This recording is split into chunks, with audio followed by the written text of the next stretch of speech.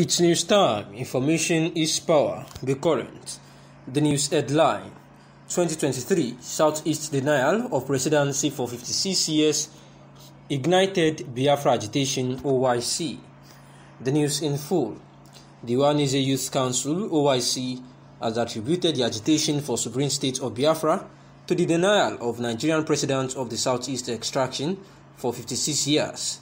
In a statement signed by National President of Ohaneze Youth Council, Comrade Igboayaka, and made available to newsmen in Owerri, Imo State capital, the council lamented that Biafra agitation was incited by protracted injustice and marginalization against Indigbo.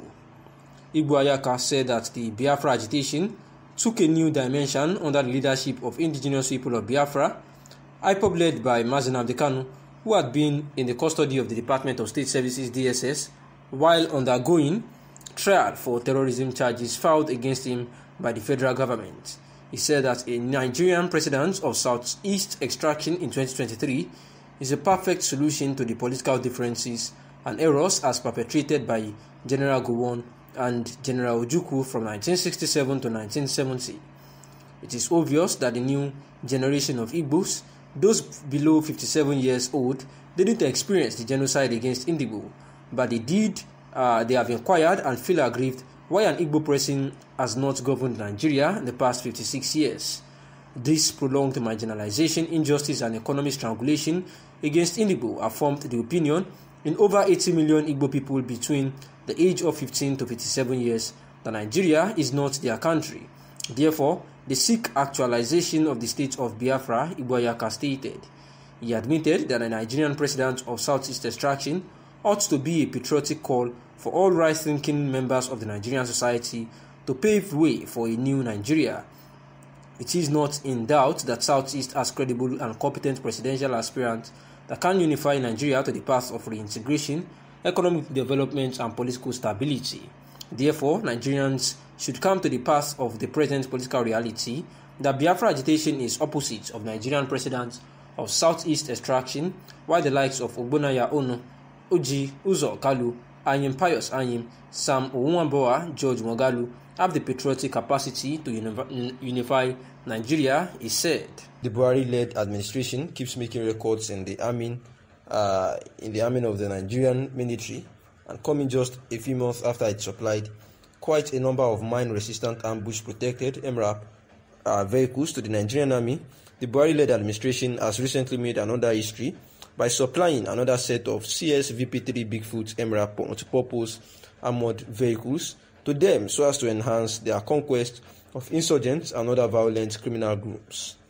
The new military hardware were supplied on the 19th of November 2021 and have since been inducted into the Nigerian Army Ordnance, after which they were deployed for combat operations against insurgents in the northeast as well as against bandits in the other parts of the country.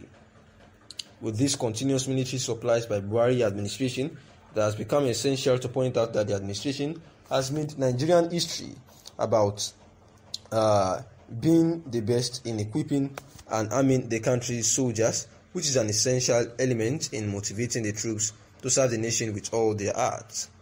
The new artillery guns for Nigerian army to equip and re-energize the military establishment for optimum performance in securing the territorial integrity of the country. President Muhammadu Buhari administration has brought a new set of artillery guns for the Nigerian army, and the new artillery guns were inducted into the armory of the Nigerian army on the 19th of December 2020 at the headquarters of the Nigerian Army School of Artillery, NASA, in Kakia, Kaduna State, after which they were deployed against insurgents and other violent groups in the part of the country. Overall, it is a very patriotic step taken by the Buhari administration in equipping and modernizing the Nigerian military establishment that has suffered long neglect from the previous administration. Out-of-school children figure is witnessing a massive rise of orphans everywhere. We can't travel in peace. The economy is crumbling. People are burnt while traveling. The protesters marched from Audu Bako Secretariat to the Kanu government house, where security operatives received the group of protesters, listened to them, and promised to take the matter further to the appropriate quarters. Meanwhile, following the recent spike in terror attacks in Sokoto and Katsina states, President Muhammadu Buhari has dispatched a high-level delegation made up of heads of national intelligence and security services to the two states.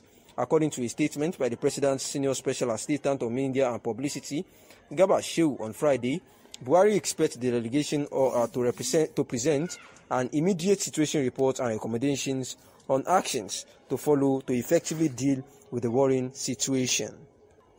And also, the defunct Social Democratic Party, SDP, Professor Yowuse Aga has urged separatist agitators to go about the agitations in a civilized manner to avoid bloodshed.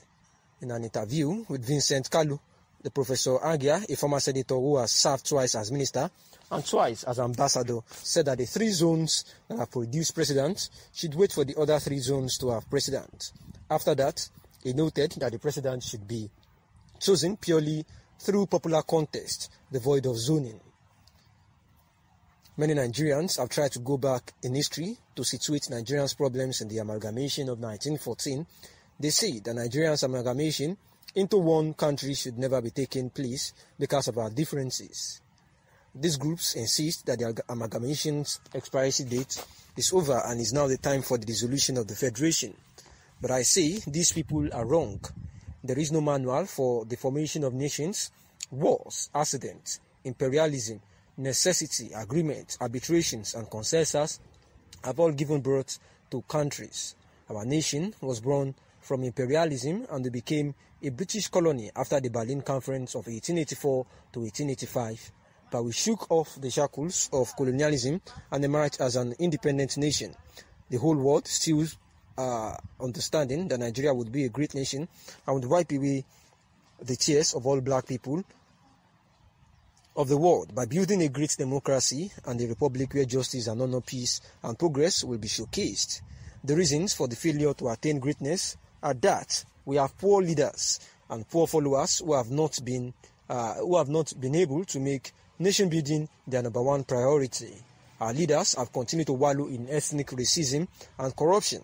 Ironically, it was based on Pan-African unity and nationalism, and our founding fathers got independence. But soon after independence, we have systematically destroyed every fabric of nation building through corruption and ethnic racism. The last 6 years have been the very worst in throwing up Nigeria's fault lines. The parties have failed to give leadership and they lack ideological commitment, purpose, or clarity. The weak institutions of states have been unable to defend democracy, and the Nigerian people have yet not resolved on national greatness. When we decide, nobody can stop us, the professor says. The professor also noted that the Nigerians elite must come together and overcome their apathy and decide to make Nigeria great through comprehensive restructuring of the federation, saying that we need more efficient and leaner federal, civil and public service, and that we need the states to be stronger and the federal government to divest itself